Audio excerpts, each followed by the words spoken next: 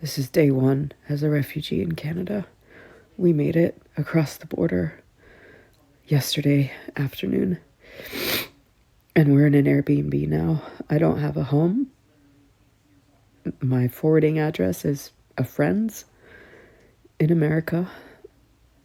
I only have 6 months to figure something out, but I'm just telling myself over and over again, what if it all works out? What if it all works out? Because that's possible too, you know? Some people can choose to leave and some people are forced to leave. And I am one of the ones that have been forced to leave. I think a lot about like Jews in Nazi Germany, and for a long time I was like, why didn't they get out? You know, like the signs were so clear and things were so bad for so long. Why didn't they get out? And the reality is that a lot of them tried. A lot of them tried. And they were turned back. You know, think about the St. Louis, the ship filled with Jewish refugees that was turned away from country after country and forced back to Europe, and most of them died in the Holocaust. And those were the ones that were able to scrape together enough to afford passage for themselves and their families.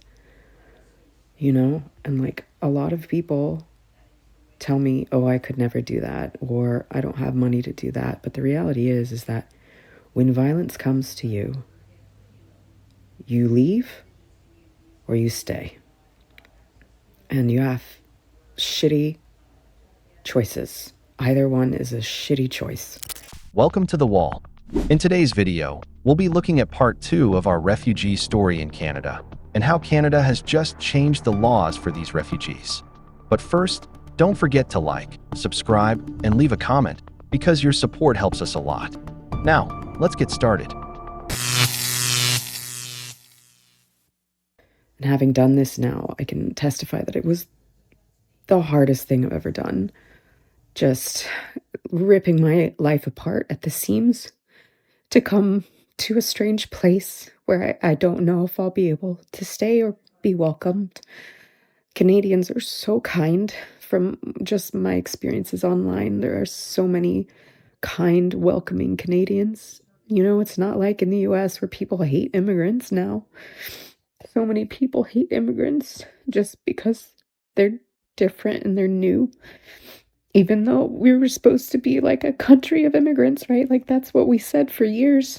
Um, but Canadians seem to still like really embrace that ethos, which is so beautiful. I know that might be changing, and that's why I had to get out so fast, you know? The Charlie Kirk assassination happened, and that was my crystal knocked. I was like, that was it. That was the line.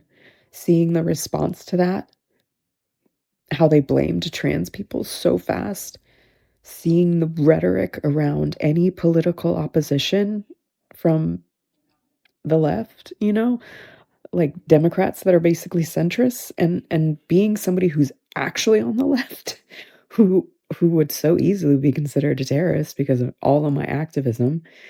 You know, my partner is a labor organizer and a member of the DSA, you know, like we've got all of these check marks against us.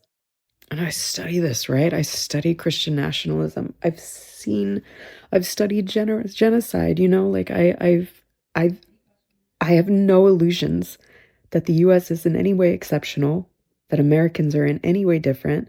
People are like, oh, that could never happen here. And I'm like, it's already happened.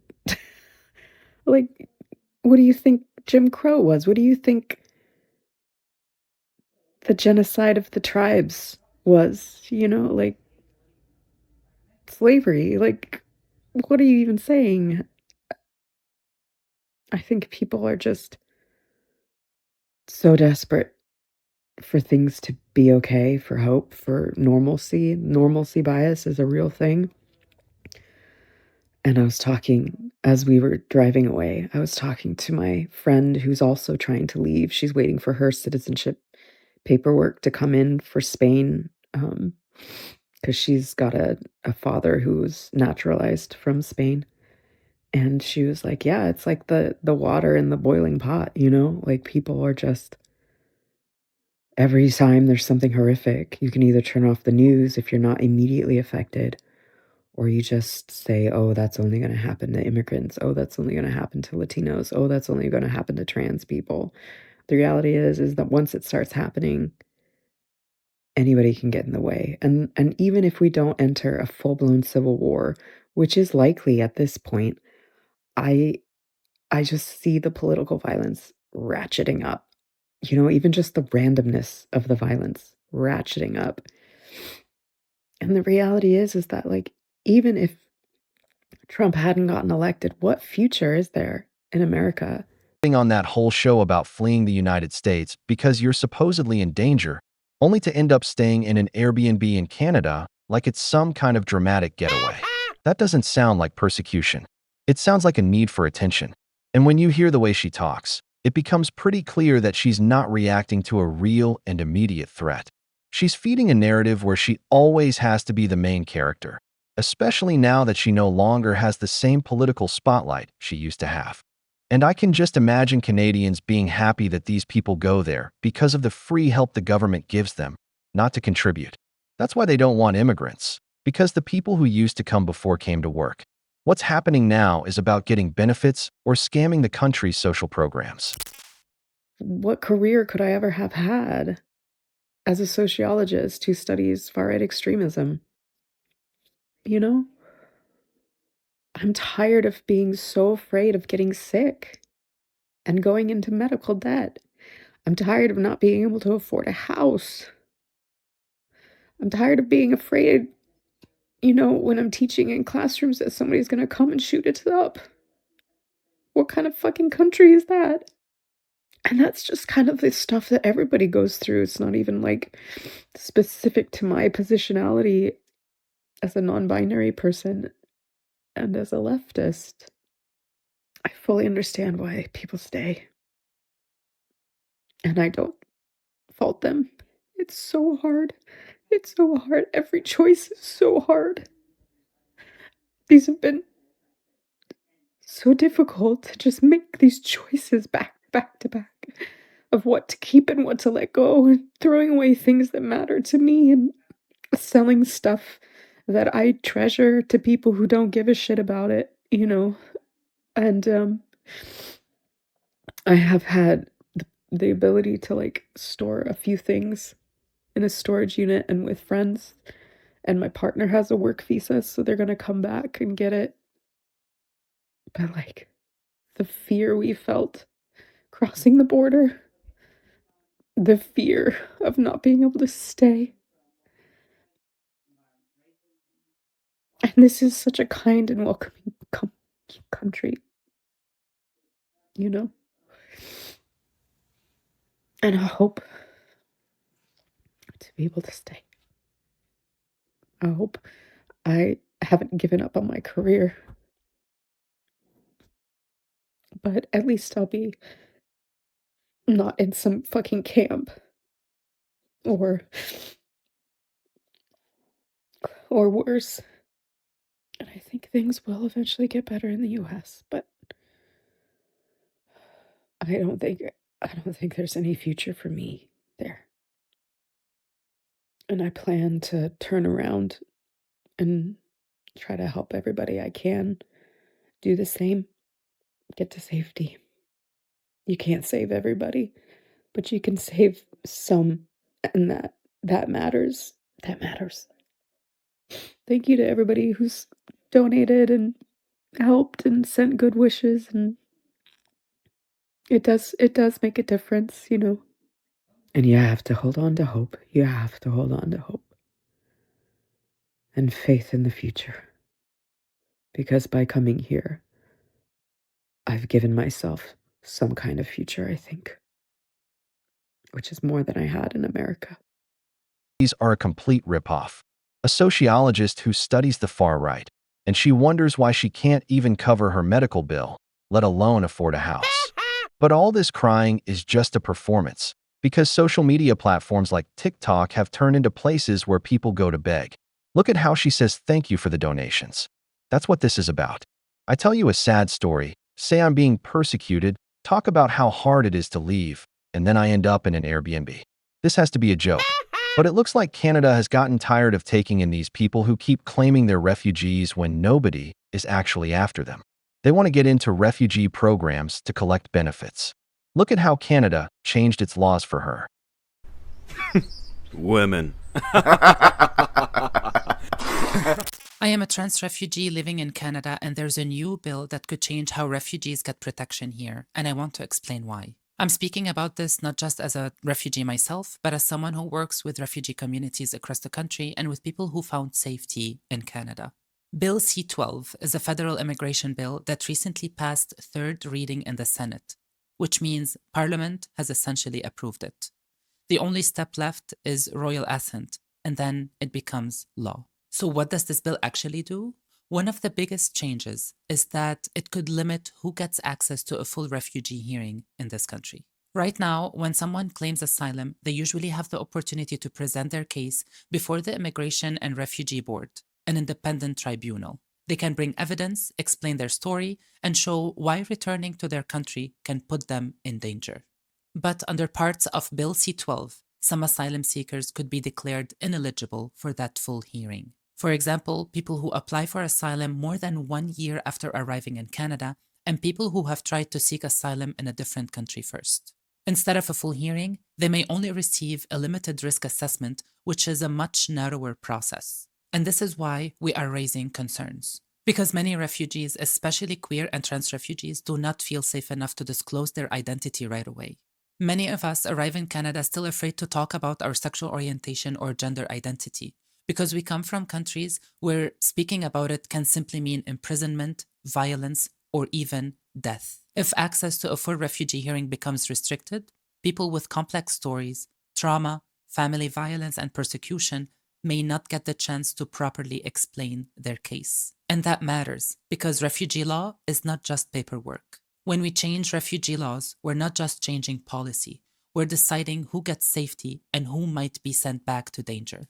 There are also legal questions whether these changes could conflict with the Canadian Charter of Rights and Freedoms, which protects people's life, liberty, and security, and with Canada's obligation under the 1951 Refugee Convention, which says countries cannot return people to places where they face persecution. Now, the government argues that these changes are necessary to make asylum system more efficient and to address backlogs.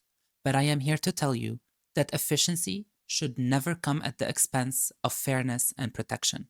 Canada has always said we protect people fleeing persecution.